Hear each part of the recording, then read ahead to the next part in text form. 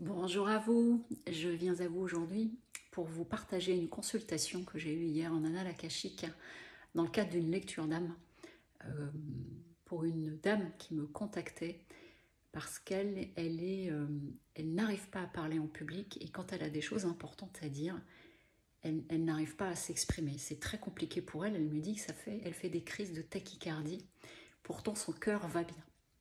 Donc, du coup, je suis allée voir dans les annales akashiques, dans le cadre de cette lecture d'âme, ce qu'il se passait. Et très rapidement, c'est pour vous montrer l'impact des vies antérieures dans notre vie.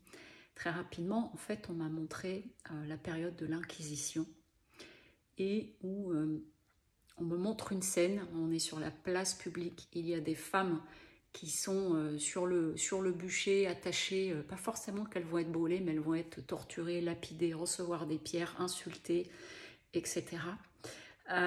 Et donc en fait, moi telle que je vois la scène, je suis en train de voir ça et je m'aperçois que on me montre que c'est une petite fille, que c'est une vie antérieure qu'elle a eue où elle a été enfant et où elle a été témoin de la violence de ces scènes et y compris de la folie des peuples, de l'hystérie collective dans des moments comme celui-là, où les gens crient, hurlent, jettent des pierres à des femmes qui sont peut-être innocentes, que l'on juge pour hystérie ou que l'on juge pour leurs pensées.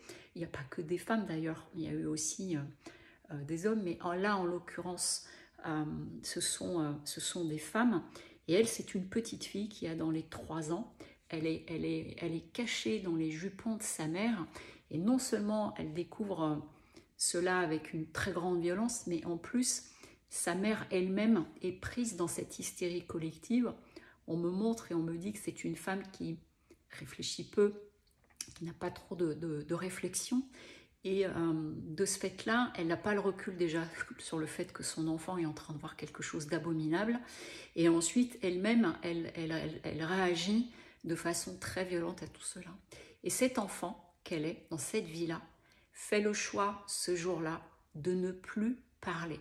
Parce que pour elle, parler, s'exprimer, c'est se mettre en danger, c'est se retrouver face au public qui va lapider. Et on m'explique d'ailleurs que ces femmes-là, dont une en particulier, elles ont reçu des jets de pierre, elles vont avoir des infections quand elles vont retourner au cachot et elles vont mourir à petit feu de cette façon-là.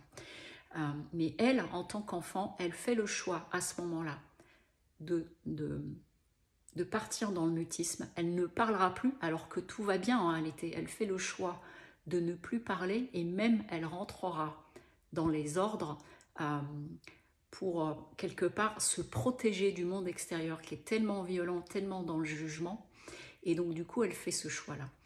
Et dans cette vie, cette jeune femme, dès qu'elle doit dire des choses importantes ou si elle doit parler en public, elle est prise de panique. Et on me montre à ce moment-là aussi que ce qu'elle vit dans son corps, c'est plus que le cœur. On me montre que c'est comme si elle avait des suées, elle a les mains et les pieds qui deviennent tout froids. C'est pas qu'elle perd tous ses moyens, c'est que physiquement, parce qu'il y a cette mémoire traumatique, elle réagit à tout ça et elle se sent en danger parce qu'elle a vécu un traumatisme à ce moment-là.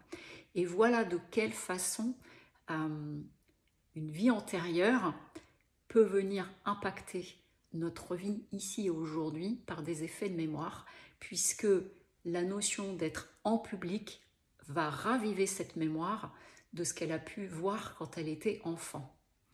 Donc je voulais vous partager ça, j'ai pris quelques notes, voilà, j'ai tout, et donc tout ce que je voulais vous partager. Simplement, je vous pose ça aujourd'hui, c'est une façon de vous partager à nouveau des consultations que l'on peut avoir. Et là, vous voyez, la mémoire au niveau traumatique de cette vie antérieure, le fait de revivre une scène de public, ravive tout pour elle. Et donc du coup, à nouveau, elle perd tous ses moyens, tout comme à l'époque, non seulement elle a été choquée, mais en plus elle a décidé qu'elle ne parlerait plus. Voilà, je vous souhaite une très belle journée et je vous dis à bientôt. Au revoir.